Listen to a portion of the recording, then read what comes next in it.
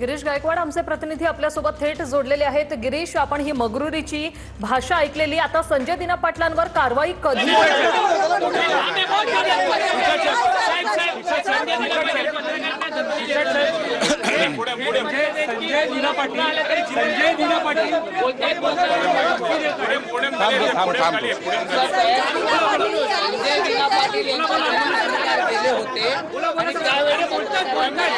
संजय दिना पाटील यांनी शिवीगाळ केली आहे। एवढंच नाही तर मारण्याची धमकी दिली आहे।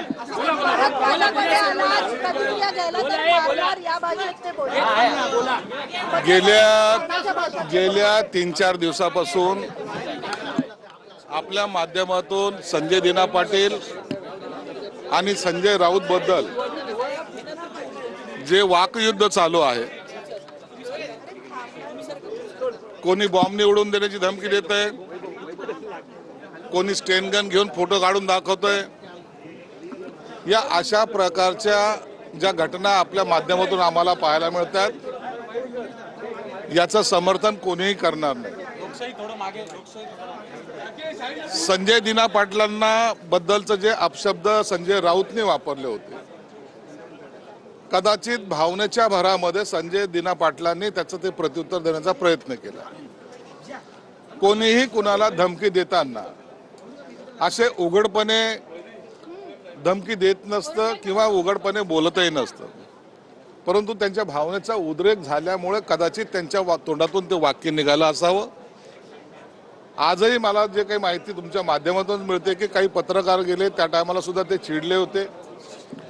काही लोकांनी असा प्रश्न उपस्थित केला की एकनाथ शिंदे साहेबांनी त्यांना समज दिली किंवा एकनाथ शिंदे साहेब त्यांच्यावर नाराज आहे।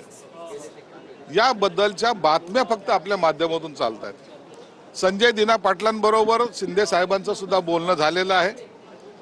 त्यांनी त्यांच्यातलं काय जे काय आपसमध्ये बोलणं झालं हे दिना पाटलांना, संजय दिना पाटलांना आणि एकनाथ शिंदे साहेबांना माहिती आहे। परंतु महाराष्ट्रामध्ये राजकारणाची जी काही उंची आहे, जे काही संस्कार आहेत, त्याच्या व्यतिरिक्त असं पद्धतीचे जे काय वार झाल्यासारखं तिकडची एक गँग आणि इकडची एक गँग असा जो काय प्रकार दिसायला येतोय, मला वाटतं हे चुकीचं आहे। याला कोणीही समर्थन करणार नाही। भांडण आहे संजय दिना पाटील आणि संजय राऊतांचं भांडण आहे, त्यांनी एकमेकांबरोबर भांडावं, त्यांनी पत्रकारांना शिवाय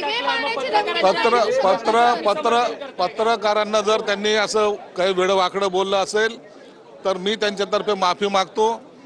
दिना पाटील यांनाही आम्ही आमच्या पद्धतीने आम्ही बोलू त्यांना।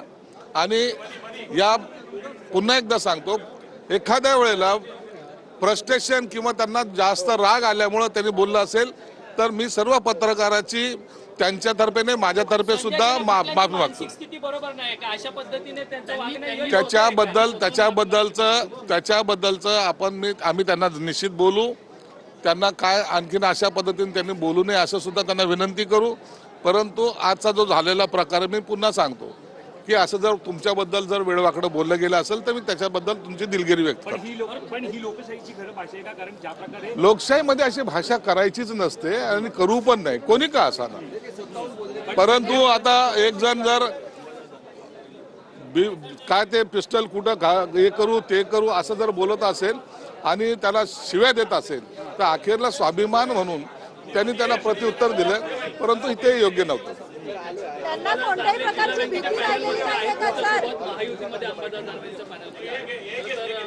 जिल्हा मध्यवर्ती बँकेच्या इलेक्शनमध्ये पुन्हा एकदा अंबादास दानवे हे आमच्या पॅनलमध्ये आलेले आहेत।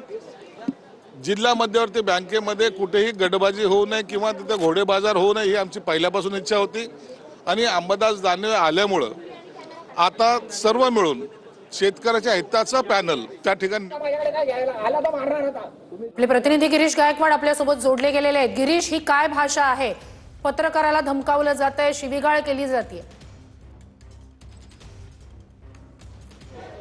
निश्चित आपण पाहतोय या ठिकाणी आता संजय दिना पाटील ज्या पद्धतीनं भाष्य करतायत त्याच्या कुठे ना कुठेतरी त्यावर देखील प्रतिक्रिया उमटू लागलेल्या आहेत. बरेचसे नेते आहेत शिंदे गटातले शिवसेनेचे, त्यांनी सुद्धा म्हटलेलं आहे की त्यांच्या वतीनं आम्ही स्वतः याची माफी मागतो. आणि आपण पाहतोय की ज्या पद्धतीचं भाष्य केलेलं आहे त्यामुळे पक्षाकडून आता नेमकं त्यांना काय सांगितलं जाणार आहे हे पाहणं सुद्धा तितकंच महत्त्वाचं ठरणार आहे. आपण पाहतोय गेल्या काही दिवसांपासून संजय दिना पाटील आणि संजय राऊत यांच्यामधला जो वाद रंगताना आपल्याला पाहायला मिळतो, जो सामना रंगताना पाहायला मिळतो आणि ज्या पद्धतीची भाषा दोन्ही नेते एकमेकांच्या विरोधामध्ये वापरतात त्यातूनच कुठेतरी त्यांच्या रागाचा जो बांध आहे, संयमाचा जो बांध आहे तो सुटल्याचं बोललं जातं आणि त्यातून त्यांनी अशा पद्धतीची शिवीगाळ केलेली आहे. मात्र आपण पाहतोय की याचा आता